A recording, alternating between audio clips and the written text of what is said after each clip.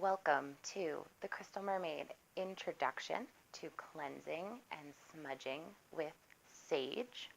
My name is Jessica. I am a mystic, intuitive light worker, and holistic healer here to raise and nourish the galactic consciousness. So what we're doing today is going over just some basic introduction to sage smudging, and sage cleansing.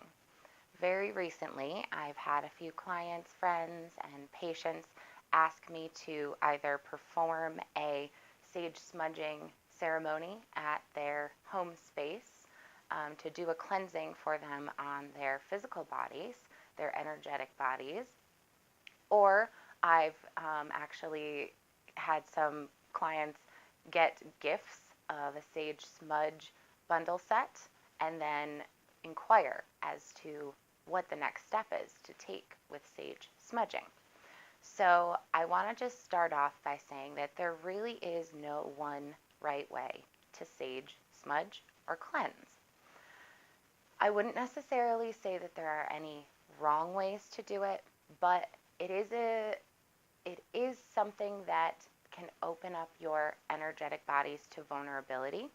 So once you begin a sage smudging ceremony, it's important to create intentions around that. Be very clear with yourself as to what those intentions are to the best of your ability.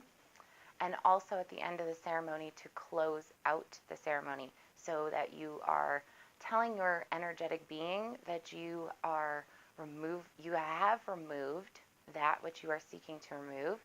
You are cleansed and you are in a space of absorbing only the good and positive which you are trying to bring forward into your life. You are no longer open and vulnerable to receive the negative energies around you that you've been cleansing out. So, reasons for cleansing, infinite. Why or when you will do it is all intuitively guided. I like to, of course, I'm following my instincts. I like to cleanse on a new moon or a full moon. And I also like to use the sage whenever I'm going into a ceremony space so that I am removing any of that energetic debris that is around me in my auras, in my physical being, whatever it might be. I'm getting all of that out before I enter into a sacred space of ceremony. So, number one thing I like to do is set my intentions. I keep a little piece of paper, a little pad of paper, something that I love and hold dearly, kitty cats, right here. And on here is where I'm going to set my intentions. Be as broad or as well defined as you desire. You don't have to write it down, of course. This is something you can do verbally. It's something you can do internally, something you can do between yourself and the divine. Well, again, intuition. Follow your intuition. So, first step, set your intentions. My intentions for this video and this cleansing sage ceremony that we are by default creating in doing this video are to set forth clear instructions that will be interpreted at the responsibility of the watcher. So I just want to set forward some guidelines and some instructions from my perspective to allow you to have more information to open that up to your own interpretation. So that's what I'm writing down for my intentions.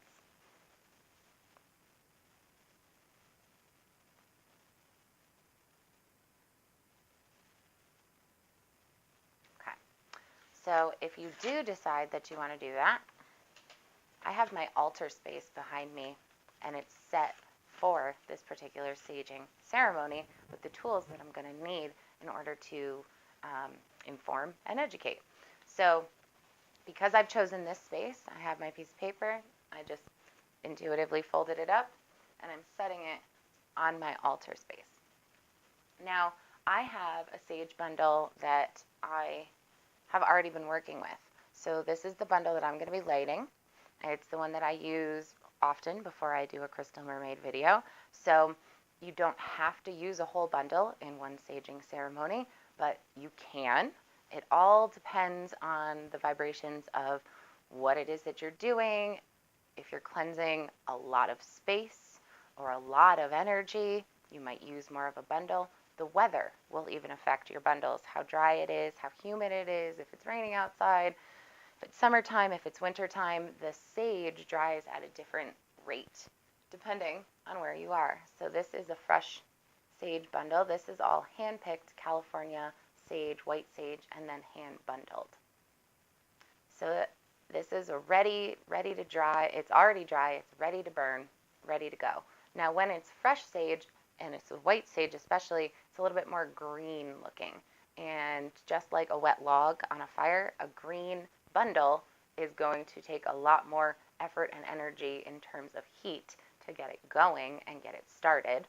So a drier bundle is going to likely set fire a little bit faster and burn a little bit quicker. So keep all those factors in mind too. Sometimes also energetically, a bundle will burn more quickly if there's a lot of debris that has to be just cleared out of the way. Keeping it moving on a physical basis, keeping the airflow going, will often keep your bundle going. If it's sitting in one place, it may not burn as quickly. The energetic vibrations that are around you, I've done cleansings where the sage bundle just doesn't want to stay lit. Interpret those vibrations as you will. I have to interpret them on a case-by-case basis. Sometimes they're going out because they're working, that energetic force is working so hard that it's burning out that fire. Sometimes the energy that I'm working with is very cold, or it's just very dark and deep within, and it takes a lot of this cleansing fire to draw it out. Other times, the bundle will burn so quickly, and other outside external factors set aside, sometimes that has to do with the ceremony that you're in, the full moon, the new moon, the other energetic vibrations that are around that might be playing a role. So every sage burning is unique. Every human that participates in it is different. Every way that each person does it is different. And every time, even myself, every time I do a sage cleansing or a sage smudging, whether it's alone with somebody else, every single time is different. So keep those in mind. Now, setting your space. Like I said, this is my altar space, so I have prepared my altar specifically for this video and this sage cleansing ceremony. Set your space. Know who's around. If you have people in your house that you're in the space that you're going to be smudging in that are maybe sensitive to the sage smudge, be aware of that. Don't put it in their face. You don't want to create an irritation in any way while you're sage smudging. So, for example, my partner can be a little bit sensitive to it in terms of his nasal cavities and such, so I try not to burn a lot of sage around him because that makes him feel uncomfortable, and why do I want to create irritation while I'm trying to do something that's cleansing? So that's a factor to consider. It also creates smoke, so if you have a smoke detector, keep that in mind. If you think that there's a lot of smoke being created from your sage bundle, don't be afraid to put it out if you're nervous. Anything that creates worry or nervousness or anxiety is not going to be helping the cleansing process. So having a safe space, a contained area to hold your burning sage is the next step, and then having good ventilation, and of course being sensitive to others around you. So I have burned sage near an open window, and sometimes that fresh airflow will really get the sage bundle going. Next thing I know, I've got a really smoky, sagey room, which for me, I love it. It's fine for me, but there's safety factors and there's also health factors. So throwing all those aspects out there just for you to keep in mind when or if you do a sage cleansing and burning in your own house.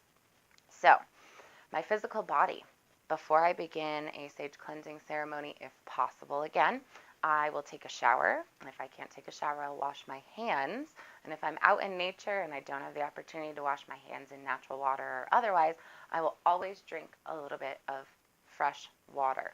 And to me, that's a symbol of an internal cleansing that is a beginning process, a physical act that is beginning that cleansing process. So I have my fresh reverse osmosis water in my grandmother's crystal glasses, cheers to cleansing. Let's keep that on my altar during this, just because hydration is key. It's an important factor to being a human being. So drink lots of water, stay hydrated. And again, just that symbol of internal cleansing and purification. So if possible, when you're creating your space, create silence. Turn off your electronics. Turn off your phones. Turn off your computer.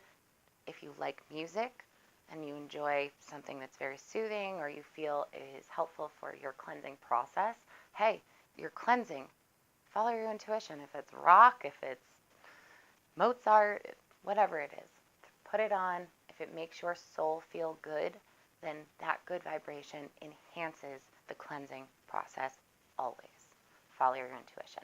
So I'm a fan of music, but I'm also a fan of silence. Whichever comes into play in the moment when I'm doing the cleansing ceremony is the one that I'm going to choose.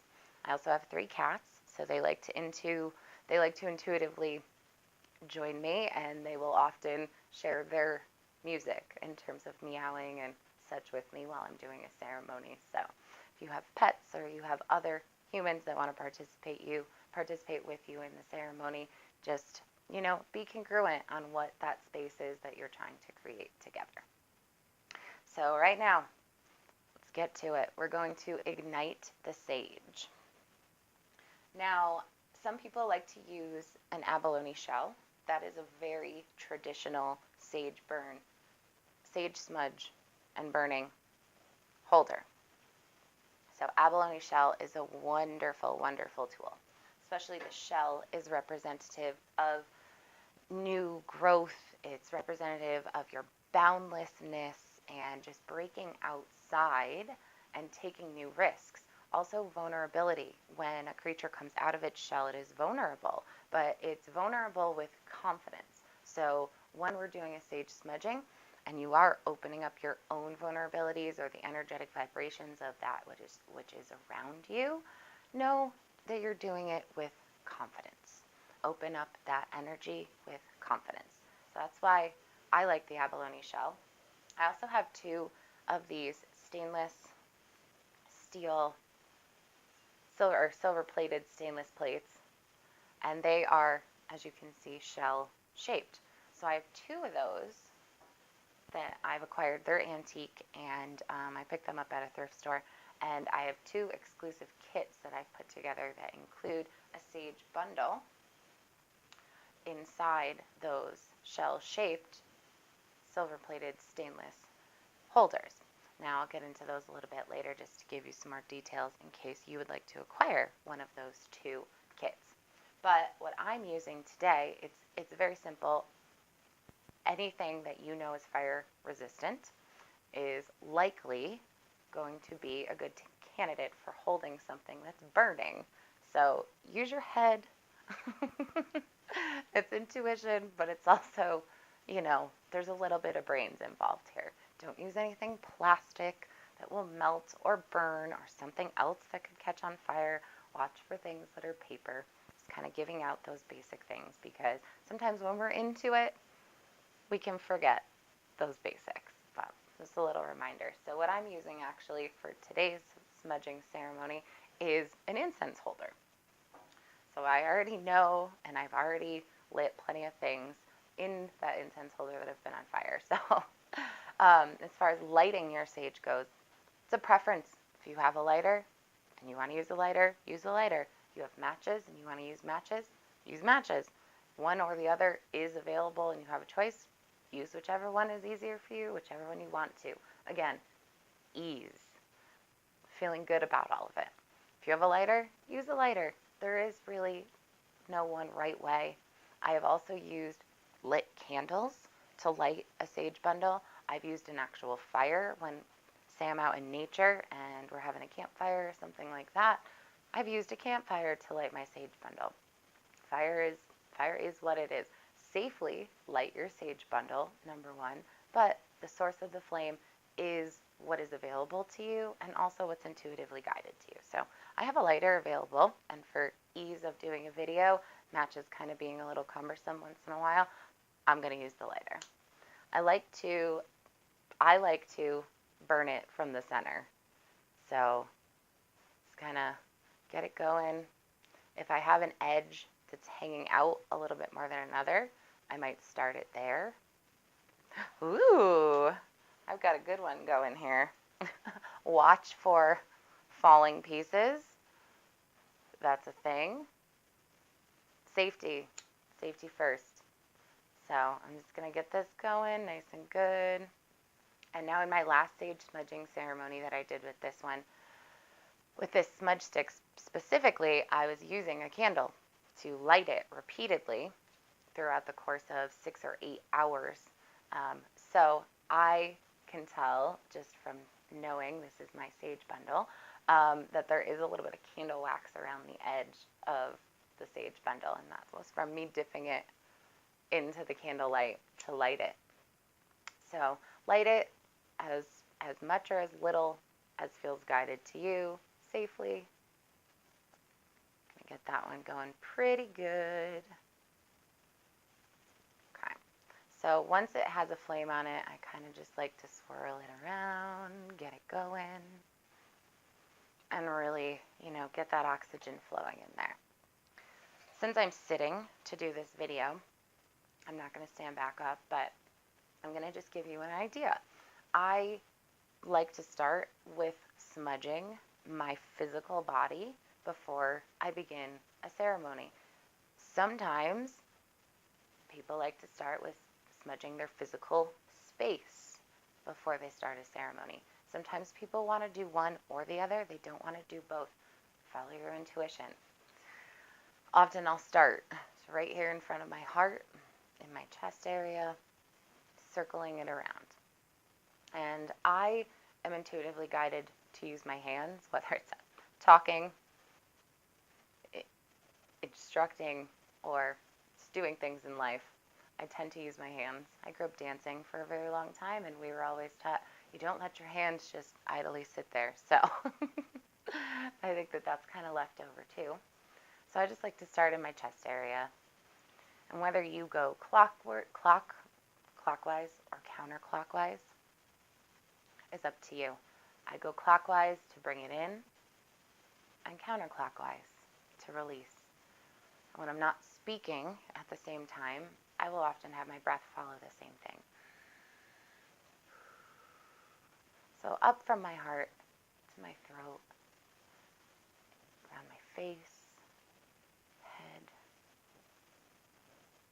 neck.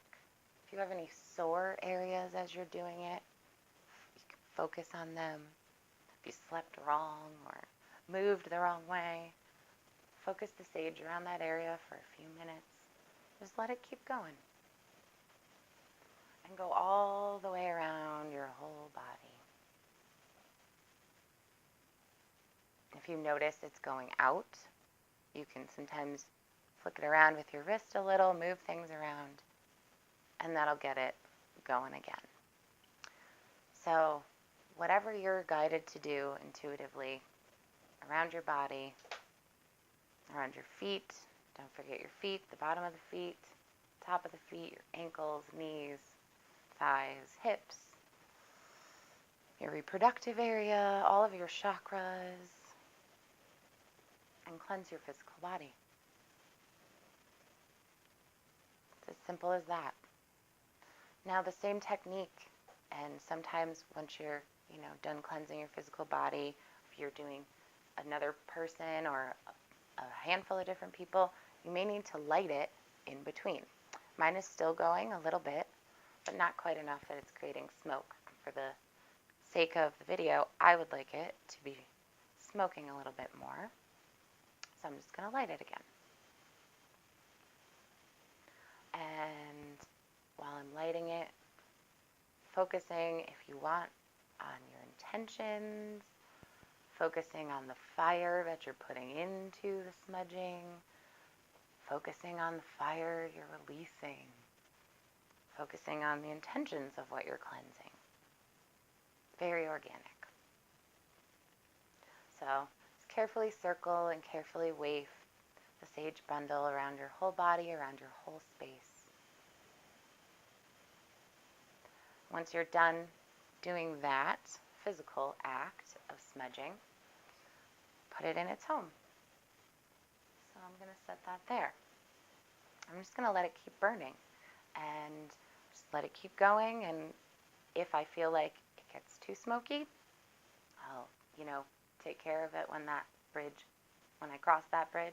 If I feel like I want it to keep burning, I might let it keep going all night. I don't know yet what's going to happen. So, and I'm in a space where I have the ability to let it keep going if I'd like, or I can turn it off. Turn it off. And now that's the next thing. How do you extinguish your sage bundle? Safely, of course. First, a little bit of water is fine. Just if you even want to take a little bit of the water, sprinkle it on there, just very gently. If it gets a little out of control, don't be afraid to add.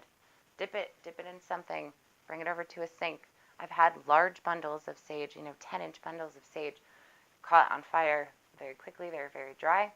And I have had to put them out by dumping water on them. More preferably, from my own point of view, I would dip them in water to put them out if possible. So otherwise, just let them go out organically. At the end of a sage smudging ceremony outside where I have a fire, I have thrown the end of my bundle. So, it gets done burning and you've just got these stems left. I have tossed the end of my bundle into a fire. In the wintertime here in my home, we have a wood stove.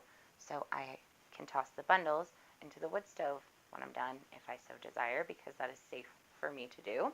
Again, safety is the key at that, but whatever you're doing, make sure when you do, if you have any sage bundle left and you are going to release it, that you do it safely and that it's fully extinguished. So I would avoid a trash can if possible. Go outside if you can and dig up a little area in the dirt and bury it in the dirt, knowing that it's fully extinguished, and bury it in the dirt and just kind of let the earth take it back. Let the earth take your intentions and take what you've cleansed and release it. Let it go. So it's part of the reason I also like to burn it completely, whether that's in the fire, the fireplace, or whatever it is. Just release it completely. So sage smudging, sage cleansing. It is a beautiful, beautiful tool. It is a beautiful gift that we have available as humans to help us energetically, physically manifest much more clarity within our beings. So among the fact that I enjoy the smell of sage, so burning sage has a pleasurable aspect to it in that I enjoy the smell. I like the ritual of utilizing it. I like sharing it with other people who enjoy it. And I love to combine it with other tools like astrology, numerology, tarot, and crystals, rocks, and gemstones. So let you know, on my Etsy page, Crystal Mermaid Gifts, I have 2 exclusive sage sets that I've created with 4 stones that I've specifically picked to enhance the cleansing process. So in this kit, you will receive one of the silver-plated shells, a hand-picked, hand-bundled, fully dried and ready to go, about 4-inch long California sage for smudging, and 4 stones. So this is a piece of Nevada turquoise. I have some quartz, clear milky quartz, bringing in that clarity. There is a carnelian cab that will be included, along with a hematite. So I have energy of north, south, east, and west going on here, but I also have various energetic and metaphysical cleansing properties that all of these stones include to help create just more of a guided, intuitive, and very, very, very specifically intentional space of cleansing. And these are great stones to carry with you. If you feel like you're picking up a lot of garbage, energetic debris, or there's other humans in your life that are maybe putting some of their nonsense into your energetic fields, these are great stones to carry with you in your pocket, in your purse, to kind of help deflect some of that. So check out my Etsy if you are interested in that. I also just have sage bundles, a pack of 2 sage bundles available if you would like just a sage bundle for yourself. So those are available. It is etsy.com/shop/Crystal Mermaid Gifts. And those 2 exclusive sets, along with tons and tons of other, well, not tons, but many other tools, are available if you would like to acquire some for yourself. So with that, I am going to close up our sage cleansing instructional ceremony session that we're having here. Thank you for joining me here on the Crystal Mermaid. Be sure to step into your light and let your colors shine bright. And with that, we are closing our ceremony in a protected and cleansed space. Aho.